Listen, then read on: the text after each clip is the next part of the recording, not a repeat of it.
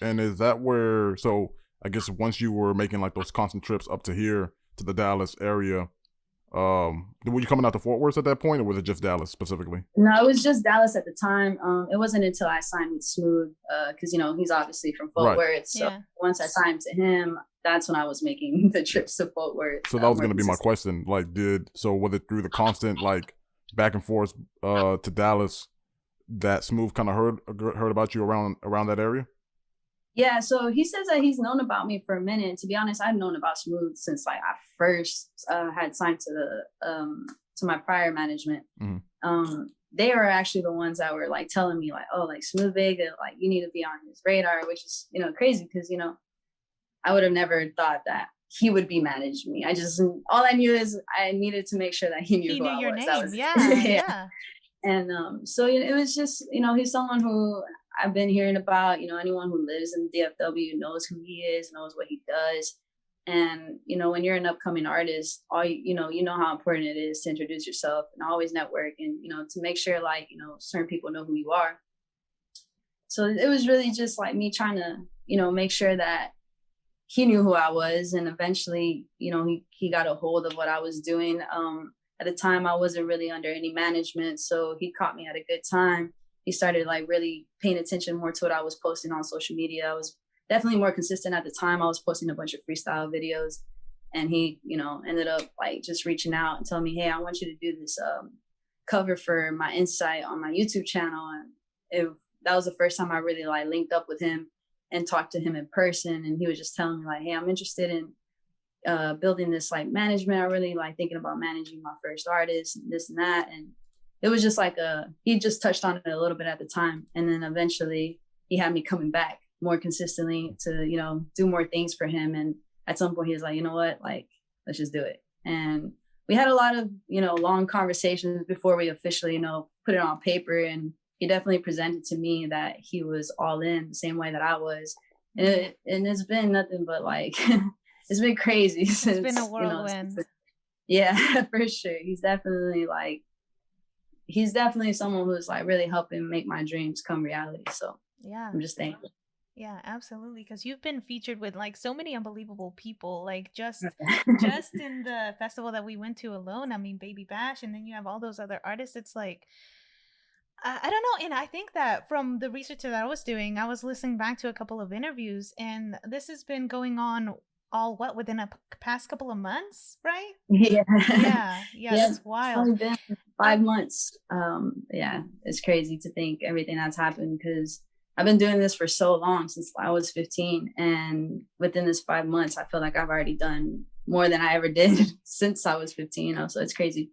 He's That definitely making a lot happen. That's what I wanted to go ahead and ask you, is because you said that you started this from since you were 15 and now you're 24, right? Yeah. And so, I mean, like I said, I grew up in a small town too, so I know what it's like to be surrounded by people that want to do things on a different level that you do, not like a lower, not like a higher level, just on a different level, right? And Yeah. so, did you ever experience any guilt of sorts, or any like feelings of being an outsider, of living in a place that didn't think the way that you did? Definitely felt like I think I just felt super like, yeah, I guess like an outsider, because I always like, even my friends would get kind of annoyed by me because I was always Mm-hmm. that person that like they would tell me they wanted to do something. I'd be like, why aren't you doing it? Or like, I've always Mm. been real big on like, I don't want to grow up like wondering what if, because I just want to grow up knowing that I at least tried, and I got to see the outcome regardless of anything else. So it's definitely just felt, it was a little frustrating because I was definitely like, at some point there were kids making fun of me because I Oh was yeah. like putting myself out there, and I was the Sticking music out. wasn't at Yeah. its peak back then, but I was definitely just like, at the time I didn't care for it. I didn't want anything out of it. I was just putting it out because that's what I wanted to do. So, there was just a lot of that. But even then, I think I always took it as like, I'm still doing something a lot of people wish they could. And that was what kept me going. The thought of that, and just knowing that this is something I'm good at. And if I were to stick to it, like only like, I can only see something good come out of it from continuing, I like, just my biggest thing is like, the only way you're going to get there is by not quitting.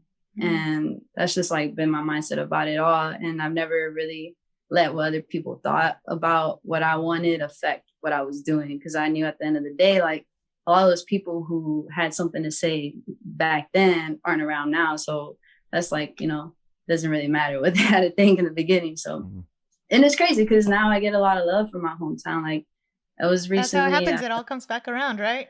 Yeah, it's crazy for sure. I was at a oil, I was getting my oil changed. It's like down the street from this restaurant I used to work at. And when I was just chilling on there and I was like on the phone with my manager. It was funny because he was on the phone with me. So he heard the whole thing. And some guy, he just comes up and he's like, wait, he's like, you're XB, right? And I started like, well, I just like that because I was in the waiting room. And I was like, yeah. And he just gets excited, walks out and goes and tells another worker. Another worker had no idea who I was, but it was just crazy to see how excited he was. He comes back. He's like, can I please get a picture with you? And it was just crazy to me because I happened in my hometown and it was someone I didn't know. And I'm used to like, you know, you live in a small town, you know, everybody.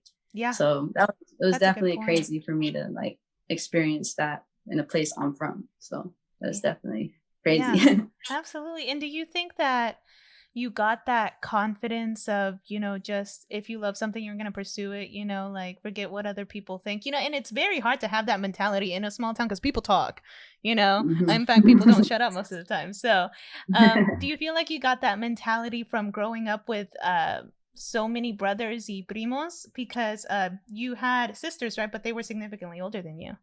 Yeah.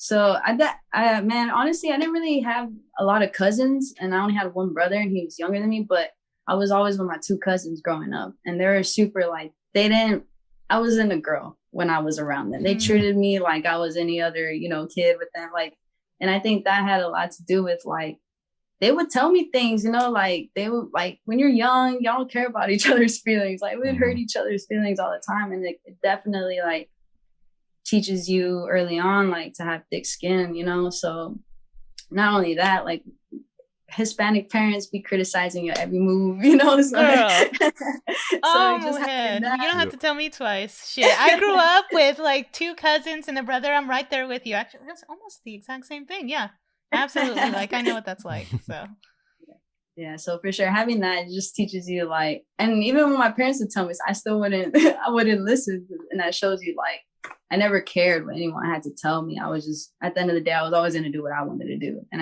it was funny because my parents hated that about me. They're like, you're the type, we tell you to do something, you're still going to do what you want to do. Do the opposite. Yeah. It's like, well, yeah, that's what got me here. So they can't be mad about